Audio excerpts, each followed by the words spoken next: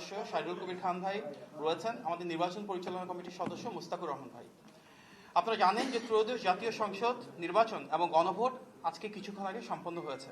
আমরা নির্বাচন কমিশন, সশস্ত্র বাহিনী, অন্তর্বর্তীকালীন সরকার এবং আইনশৃঙ্খলা বাহিনী সহ নির্বাচন পরিচালনার সঙ্গে সম্পৃক্ত সবাইকে আন্তরিকভাবে ধন্যবাদ ও শুভেচ্ছা জ্ঞাপন করছি।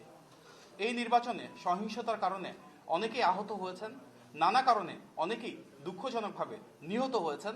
তাদের পরিবারের প্রতি সমবেদনা ও সহমর্মিতা প্রকাশ করছি।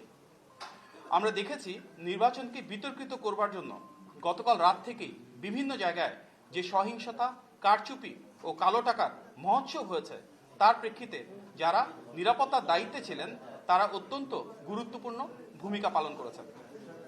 জনগণ ঐক্যবদ্ধভাবে প্রতিরোধের দৃষ্টান্ত স্থাপন করেছে, অনেক জায়গায় এই ধরনের অপপ্রয়াসকে রুখে দিয়েছে। বিএনপির সঙ্গে প্রতিপক্ষ রাজনৈতিক দলের যে দৃশ্যমান বিশাল পার্থক্য রয়েছে, সেটিকে প্রতিহত করাই ছিল গতকাল রাত থেকে আচরণবিধি লঙ্ঘনের মূল উদ্দেশ্য। সেজন্য ভোটারদেরকে হুমকি প্রদানের মাধ্যমে নিরুৎসাহিত করে ভোট কেন্দ্র থেকে দূরে রাখার একটি অপচেষ্টা করা হয়। এই দুর্ভাগ্যজনক ঘটনাগুলো যদি না ঘটতো, হয়তো ভোট কেন্দ্রে ভোটারের উপস্থিতি আরো বেশি হতে পারত। আমরা দুঃখজনকভাবে দেখেছি অনেক জায়গায় আজকে আগে থেকেই সিল মারা ব্যালট পাওয়া গিয়েছে, জাল ভোট দেওয়া হয়েছে। কিছু ক্ষেত্রে মৃত মানুষের ভোট দেওয়ার অভিযোগ যেমন এসছে, ঠিক একইভাবে নিজেদের ভোট দিতে পারেননি বলেও অনেক ভোটার অভিযোগ করেছেন, যা প্রমাণ করে ফ্যাসিবাদী আমলের মতোই একজনের ভোট অন্যজন দেওয়ার অপসংস্কৃতি এখনো পুনঃপ্রতিষ্ঠিত করা হলো। স্থানীয় ভুয়া পর্যবেক্ষক তৈরির মাধ্যমে সে বিশেষ দল এক ধরনের মব তৈরির চেষ্টা করেছে, যার মাধ্যমে ভোটার উপস্থিতিতে এক ধরনের বাধার সৃষ্টি হয়েছে।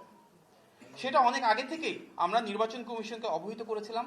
নির্বাচন কমিশন ক্ষেত্র বিশেষে বেশ কিছু পদক্ষেপ নিয়েছে, তবে সেটি আরো আন্তরিক ও সামগ্রিক হলে আরো যথাযথভাবে এ ধরনের উপস্থিতি রোধ করা যেত। চিহ্নিত রাজনৈতিক দলটি সামাজিক যোগাযোগ মাধ্যমকে এমনভাবে ব্যবহার করেছে যাতে ভোটারদের মনে ভোট প্রদানের বিষয়ে এক ধরনের ভীতি তৈরি হয়। বাস্তবতা হচ্ছে বিএনপির বিজয় অনিবার্য ও নিরঙ্কুশ, সেটিকেই স্তিমিত করার কোনো অপপ্রয়াসই সফল হবে না বলেই আমরা দৃঢ়ভাবে বিশ্বাস করি। দেশের জনগণ বিশ্বাস করে একটি অবাধ, সুষ্ঠু এবং গ্রহণযোগ্য নির্বাচন নিশ্চিত করা গেলে এবং ভোট গণনা সঠিকভাবে পরিপালন করা গেলে ইনশাল্লাহ ধানের শীষের বিজয় অবশ্যম্ভাবী। দেশের জনগণ যে আবেগ ও আকাঙ্ক্ষা নিয়ে আজ ভোটাধিকার প্রয়োগ করেছে, ইনশাল্লাহ গণতান্ত্রিক বাংলাদেশে জনগণের ম্যান্ডেটে নির্বাচিত সরকার সেটি আন্তরিকভাবে বাস্তবায়ন করবে।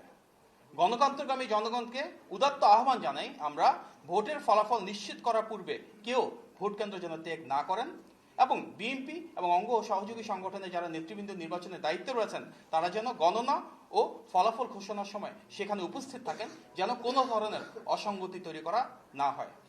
আমরা দৃঢ়ভাবে বিশ্বাস করি ধানের শীষের জোয়ারে বিএনপির বিজয়, গণতন্ত্রের বিজয় নিশ্চিত হবে ইনশাল্লাহ। বাংলাদেশের বিজয় আসন্ন। আপনাদের সবাইকে ধন্যবাদ। আসসালামু আলাইকুম।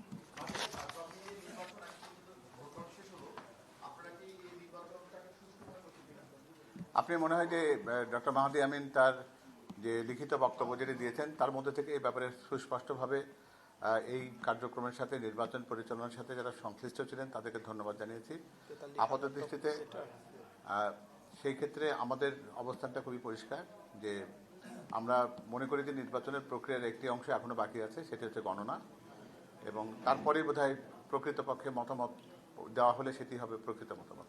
আর তাছাড়া একটু অ্যাড করা, প্রায় 43,000 সেন্টার ধরে নির্বাচন হয়েছে। আমরা সব সেন্টার থেকে তথ্য উপাত্তগুলো নিচ্ছি, কোথায় কি হয়েছে, এবং পরবর্তীতে আমরা সেটা জানাবো। একটা বিষয় জানতে চাচ্ছি যে জামায়াতের আমির অভিযোগ করেছে কুমিল্লা কয়েকটি কেন্দ্রের মধ্যে বিশৃঙ্খলা হয়েছে, বিএনপি নেতা কর্মীরা এটা করেছে, পরবর্তীতে ভোট বন্ধ ছিল, সেনাবাহিনীর হস্তক্ষেপ আবার চালু হয়েছে। না, উনি তো এটাও বলেছেন যে ছোটখাটো বিষয়গুলোকে উনি ওভারলুক করতে চান, বড় কোনো বিষয় হলে অভিযোগ করবেন।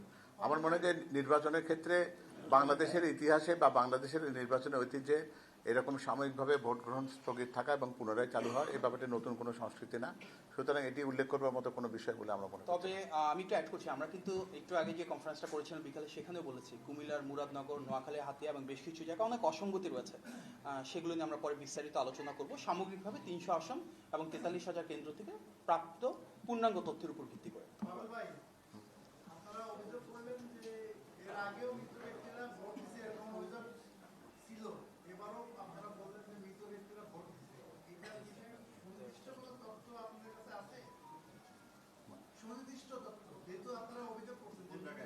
না, এই ব্যাপারে অভিযোগটা আমাদের কাছে এসেছে।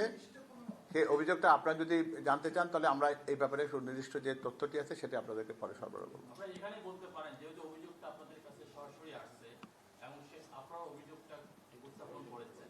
না, আমরা এই অভিযোগের ব্যাপারটি যেটি আছে, অভিযোগ তো অভিযোগই, কোনো অভিযোগের সত্যতাকে প্রমাণ করার আগে তো একেবারে জোর গলায় সেটা বলা যায় না।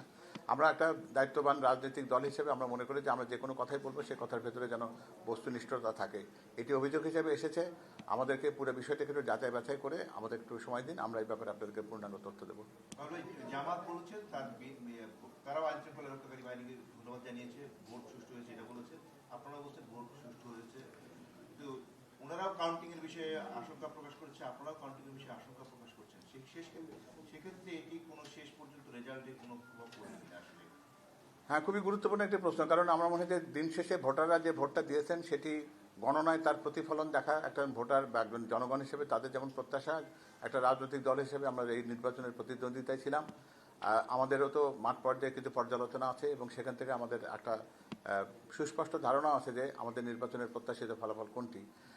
আমরা সেটিকে গভীরভাবে পর্যালোচনা করছি। আমাদের যারা এজেন্ট, যারা গণনার সাথে সংশ্লিষ্ট থাকবেন তাদেরকে আমরা সজাগ দৃষ্টি রাখতে বলেছি, কারণ আমরা জানি যে এর আগে বেশ কিছু বিষয় এই গণনার সাথে জড়িয়ে থাকে। যেমন কখনো কখনো এমন হয় যে প্রদত্ত ভোটের সাথে ব্যালটের সংখ্যার গরমিল হয়, অনেক ব্যালটের পেছনে প্রিজাইডিং অফিসারের সই স্বাক্ষর থাকে না, অনেক ক্ষেত্রে কোনো বান্ডিল যেটা 100টা হয় সেখানে কোনো জায়গায় 110কে 100 গোনা হয়, আবার কোনোটাতে 90কে 100 করা হয়। আবার গণনার সময় সেই জায়গায় কোনো দেখা যায় যে কোনো একটা বিশেষ প্রতীকের ভেতরে অন্য একটা প্রতীককে ঢুকিয়ে দেওয়া হয়। একটা বিষয় আপনাদের বোধহয় পরিষ্কার মনে রাখা দরকার যে প্রিজাইডিং অফিসার এবং তার সাথে যে পোলিং অফিসাররা তারা মিলে কিন্তু কয়েকজন ব্যক্তি একসাথে অনেকগুলো ব্যালটগুলোকে একখানে করে কিন্তু স্তূপাকার জায়গা থেকে এগুলোকে বেছে বেছে করেন। এবারে চ্যালেঞ্জটা আরেকটু বেশি, কারণ এখানে একই বাক্সের ভেতরে কিন্তু 2 রকম ব্যালট ফেলা হয়েছে, যেটা গণভোটের ব্যালট আবার একটা জাতীয় সংসদ নির্বাচনের ব্যালট। এবং গণনার সেই ব্যাপারে জায়গাতে আমাদের এজেন্টের পক্ষ থেকে শুধুমাত্র একজন এজেন্টই থাকবেন। তো সুতরাং এই জায়গাতে তীক্ষ্ণ দৃষ্টি রাখাটা কঠিন, এবং বাংলাদেশের অনেক জায়গা আছে যেখানে আলোর স্বল্পতা রয়েছে, বিদ্যুৎ বিভ্রাট হওয়ার আশঙ্কা আছে। সেই চ্যালেঞ্জগুলোকে মাথায় রেখে কিন্তু এই কথাটা বলা হয়েছে।